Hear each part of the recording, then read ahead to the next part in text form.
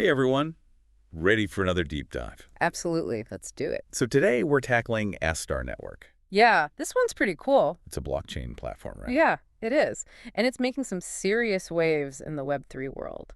Trying to be a real game changer, huh? That's the goal, at least. And we've got some awesome research from Token Metrics to guide us. Yep, their crypto deep dive on Astar is a goldmine.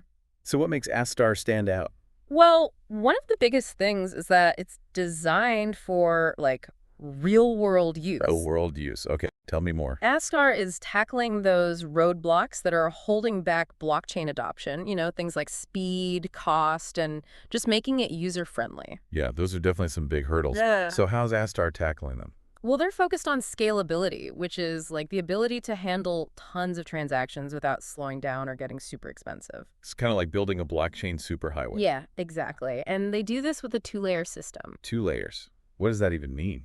Okay, so think of it like a building with multiple floors. Right. Okay, I'm with you.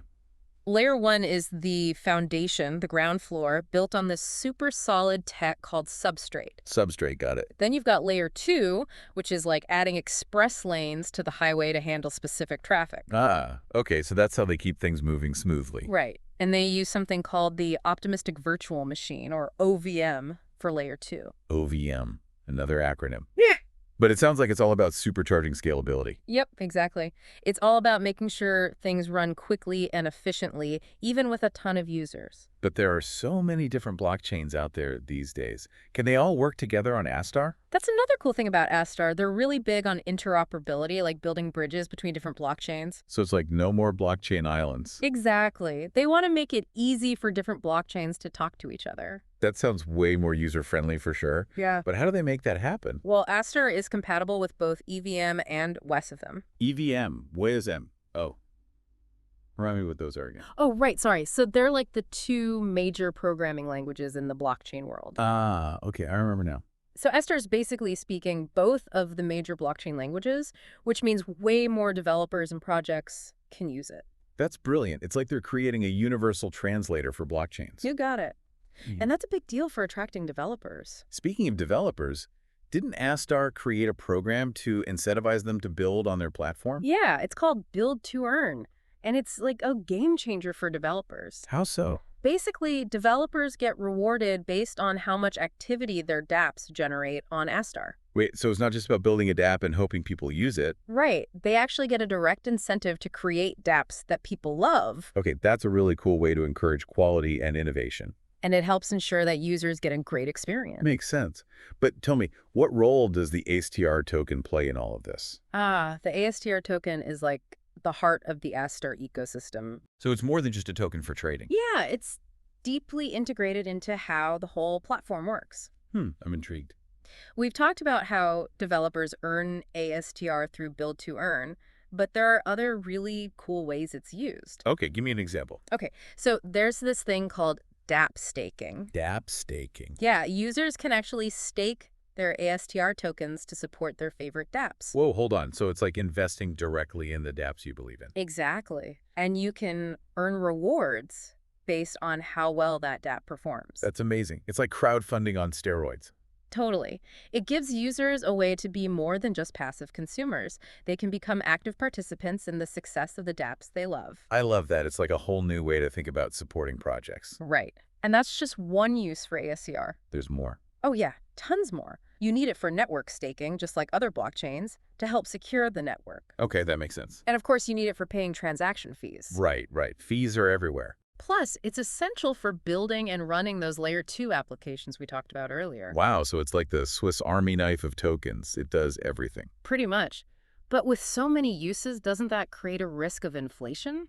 Yeah, that's a good point. Yeah. If there's too much ASTR floating around, its value could drop. Exactly. But Astar's got some clever ways to keep inflation in check.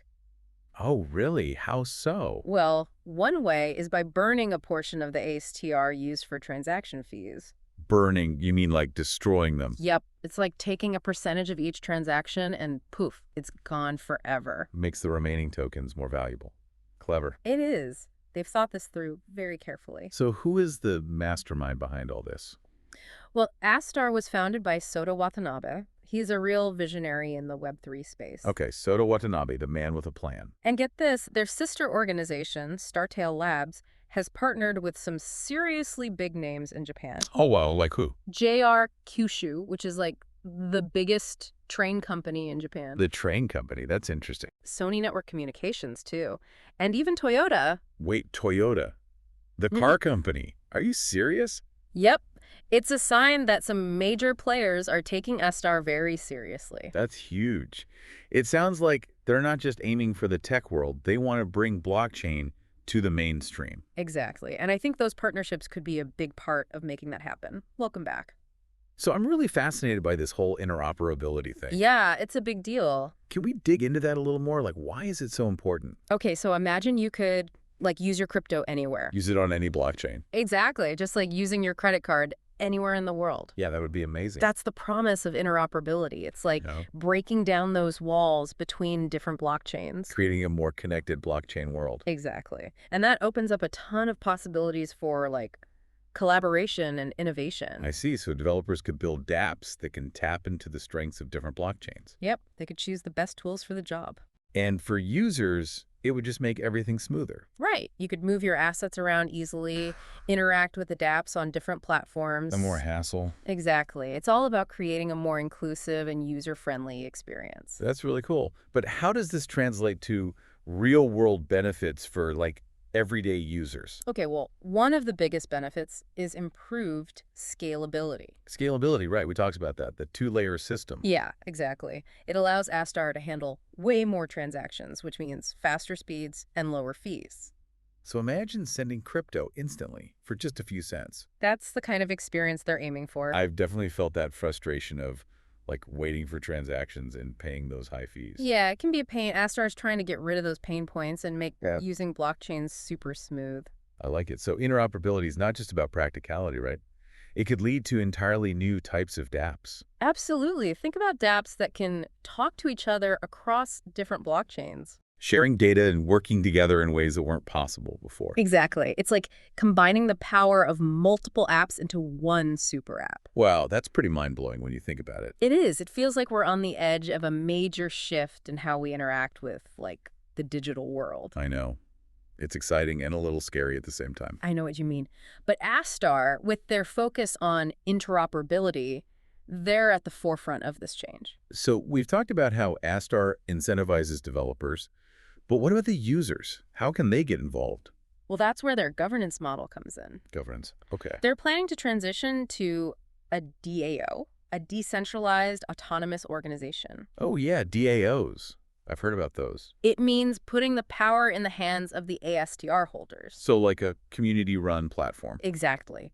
Users can vote on proposals, decisions that shape the future of Astar. That's pretty powerful. It aligns with that whole decentralization idea. Right. It gives everyone a voice and ensures that Astar grows in a way that the community wants. This is really interesting stuff. We've covered so much ground already, but there's still more to explore. Definitely. We've still got to dive into how Astar's vision could actually change different industries.